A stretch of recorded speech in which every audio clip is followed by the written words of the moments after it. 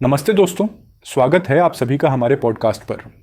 मैं हूं अमन और आज हम बात करने वाले हैं एक ऐसी किताब के बारे में जिसने दुनिया भर में लाखों लोगों की जिंदगी में पॉजिटिव बदलाव लाया है। इस किताब का नाम है how to win friends and influence people. Dale Carnegie की ये क्लासिक किताब सिखाती है कि लोगों से अच्छे से कैसे पेश आएं और अपने रिलेशनशिप्स को कैसे मजबूत बनाएं। आज हमारे साथ हैं ईशान, जो एक ह्यूमन साइकोलॉजी एक्सपर्ट हैं। ईशान, बहुत बहुत स्वागत है आपका। थैंक यू अमन। मुझे बहुत खुशी है कि हम इस किताब के बारे में बात कर रहे हैं।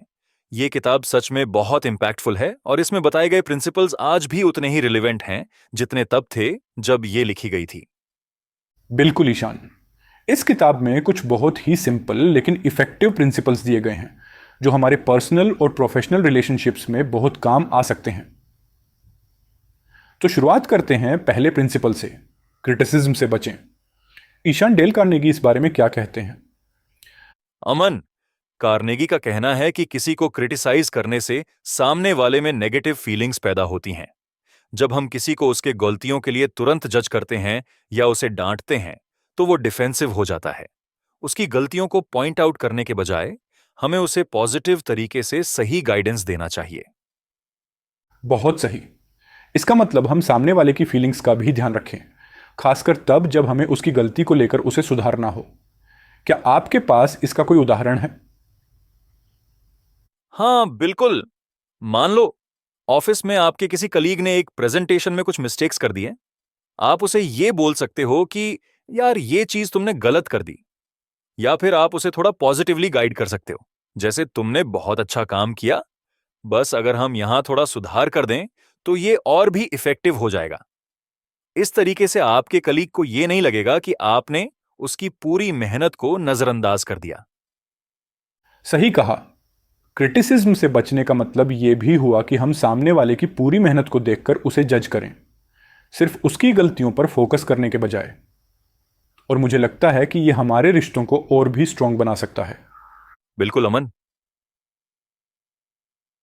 और इसी प्रिंसिपल से एक और जरूरी बात जुड़ी हुई है, सच्ची तारीफ करें।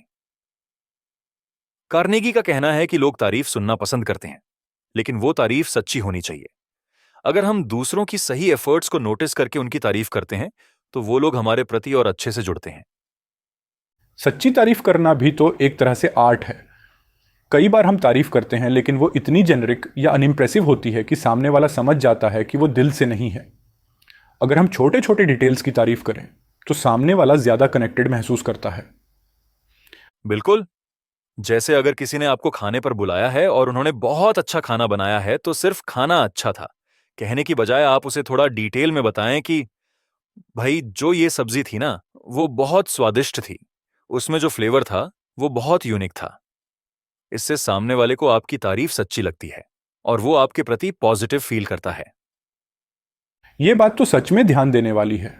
मैंने भी ये नोटिस किया है कि जब हम डिटेल में तारीफ करते हैं तो वो तारीफ ज्यादा ऑथेंटिक लगती है। ठीक है, अब चलते हैं अगले प्रिंसिपल पर, दूसरों को इंपॉर्टेंस दें। ये प्रिंसिपल शायद मेरे फेवरेट्स में से है क्योंकि मुझे लगता है कि जब हम दूसरों को इंपॉर्टेंस देते हैं तो लोग हमारे साथ जुड़ना चाहते हैं। एकदम सही कहा अमन। हर इंसान चाहता है कि उसे वैल्यू और इंपॉर्टेंस मिले। जब हम सामने वाले को ये महसूस कराते हैं कि वो हमारे लिए इंपॉर्टेंट है तो सामने वाले के साथ हमारा बॉन्ड स्ट्रांग हो जाता है। इसे समझने के लिए एक सिंपल तरीका है। जैसे आपके ऑफिस में किसी की बर्थडे है, अगर आप उसे बस विश कर देते हैं तो ठीक है, लेकिन अगर आप उसे स्पेशल महसूस कराने के लिए उसके लिए कुछ छोटा सा गिफ्ट ले आएं या एक पर्सनल मैसेज भेजें तो उसका आपके प्रति रिस्पेक्ट और भी बढ़ जाता है। बिल्कुल सही।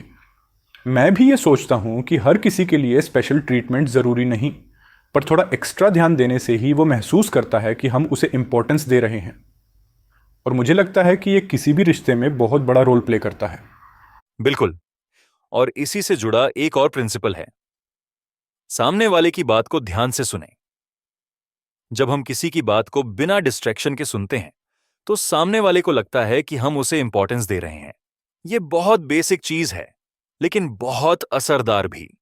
जब हम किसी की बात को ध्यान से सुनते हैं तो सामने वाला हमारे साथ कंफर्टेबल महसूस करता है और खुलकर अपनी बात कह पाता है।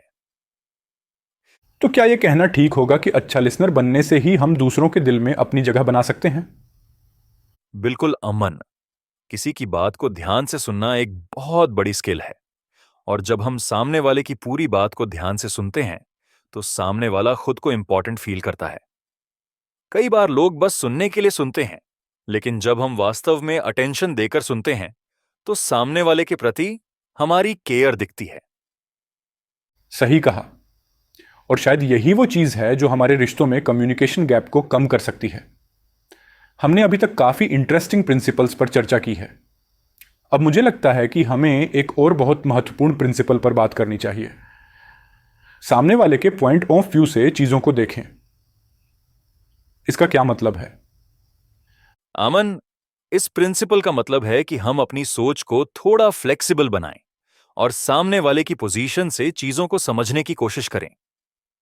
हम सभी अपने अपने नजरिए से चीजों को देखते हैं, लेकिन जब हम सामने वाले के पॉइंट ऑफ व्यू को भी समझने की कोशिश करते हैं तो हमें रिलेशनशिप्स में बहुत मदद मिलती है। आपका मतलब है कि हम सिर्फ अपनी बात को ही सही ना मानें, बल्कि सामने वाले की सोच को भी समझें, ताकि चीजें आसानी से सुलझ सकें। बिल्कुल। और ये हर रिश्ते में काम आता है, चाहे वो दोस्ती हो, रिश्तेदारी हो या प्रोफेशनल रिलेशनशिप। जैसे अगर किसी ऑफिस में आपके कलीग से आपको कुछ असहमति है तो उनके नजरिए से सोचकर देखिए कि उन्होंने ऐसा क्यों कहा या किया। इससे आपको उनकी फीलिंग्स समझने में मदद मिलेगी और आपके रिलेशनशिप्स में ट्रस्ट और रेस्पेक्ट बढ़ेगा। यानी हमें थोड़ा खुद को पीछे रखकर सामने वाले की बात को समझने की कोशिश करनी चाहिए। ये बात पर्सनल लाइफ में भी बहुत काम आ सकती है। कई बार हम अपने रिश्तेदारों या दोस्तों की बातों को बिना सोचे समझे गलत मान लेते हैं, लेकिन अगर थोड़ा उनके नज़रिए से सोचें तो शायद बात और भी क्लियर हो जाएगी। बिल्कुल। और इसी से जुड़ी एक और चीज है, नामों को याद रखें। डेल कार्नेगी कहते हैं कि लोगों को अपने नाम सुनना बहुत पसंद होता है। अगर आप किसी के नाम को याद रखकर उसे संबोधित करते हैं तो वो अपने आप को और भी इंपॉर्टेंट महसूस करता है। ये तो सच में एक आसान सा तरीका है रिश्तों को मजबूत करने का। क्या आपके पास इसका कोई उदाहरण है? हाँ, जब आप किसी नए व्यक्ति से मिलते हैं तो उसके नाम को ध्यान से सुनें और कोशिश करें कि आप उस नाम को बार बार उसका नाम लेकर बातचीत में इस्तेमाल करें। जैसे कि अमन, क्या तुम्हें लगता है कि ये आइडिया अच्छा है? इससे वो इंसान खुद को ज्यादा कनेक्टेड महसूस करेगा। ये तो बहुत अच्छा है। मुझे लगता है कि नामों को याद रखना न केवल हमारे लिए बल्कि सामने वाले के लिए भी एक सकारात्मक इम्पैक्ट डालता है।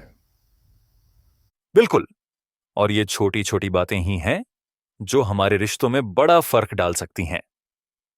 हमारी बातचीत बहुत इन्फॉर्मेटिव रही।